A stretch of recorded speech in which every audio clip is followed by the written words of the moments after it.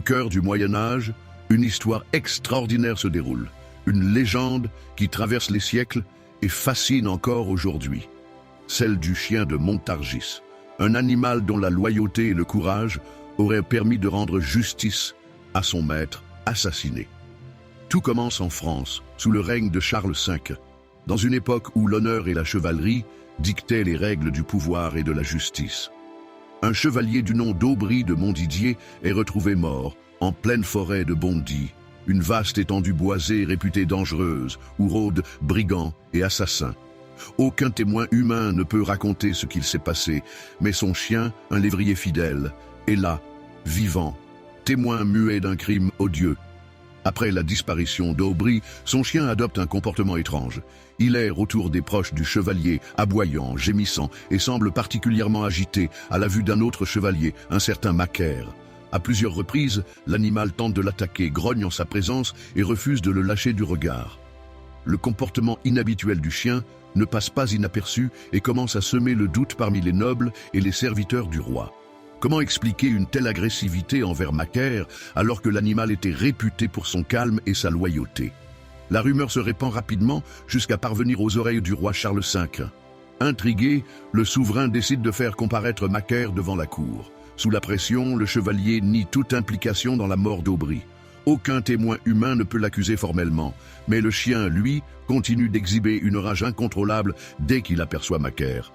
Devant cette situation inhabituelle, et dans une époque où les signes et présages sont pris très au sérieux, Charles V prend une décision exceptionnelle. Il ordonne un duel judiciaire entre l'accusé et l'animal. Selon la coutume médiévale, un combat singulier est une manière légitime de prouver l'innocence ou la culpabilité d'un homme. L'idée est simple. Si Macaire est innocent, il triomphera sans peine du chien.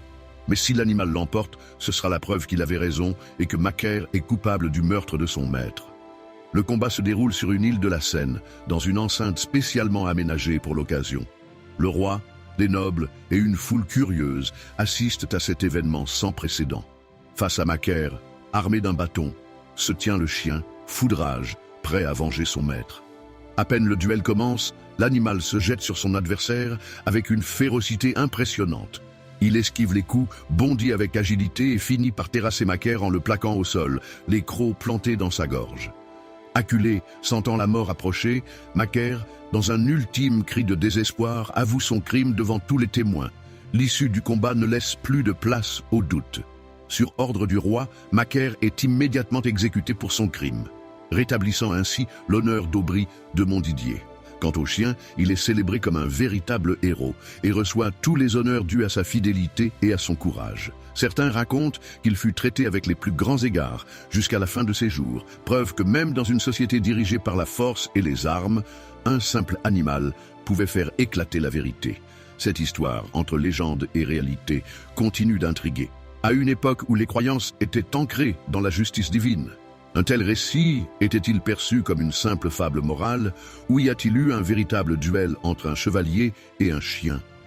Certains historiens pensent que cette affaire pourrait avoir un fondement réel, tant les récits de l'époque relatent cette légende avec force détail. D'autres y voient un symbole, une manière de rappeler que la loyauté et la justice peuvent triompher du mensonge et de la trahison, même lorsque les preuves semblent insuffisantes. Aujourd'hui encore, la ville de Montargis se souvient de cette histoire et un monument dédié au chien de Montargis a été érigé pour perpétuer sa mémoire. Mais au-delà du mythe, cette légende pose une question fascinante. Et si les animaux en savaient plus que nous ne l'imaginons? Après tout, combien de fois avons-nous vu des chiens réagir étrangement face à certaines personnes ou situations? Le chien d'Aubry de Montdidier était-il simplement guidé par un instinct de survie? Ou bien était-ce réellement une justice venue d'ailleurs? À toi de juger.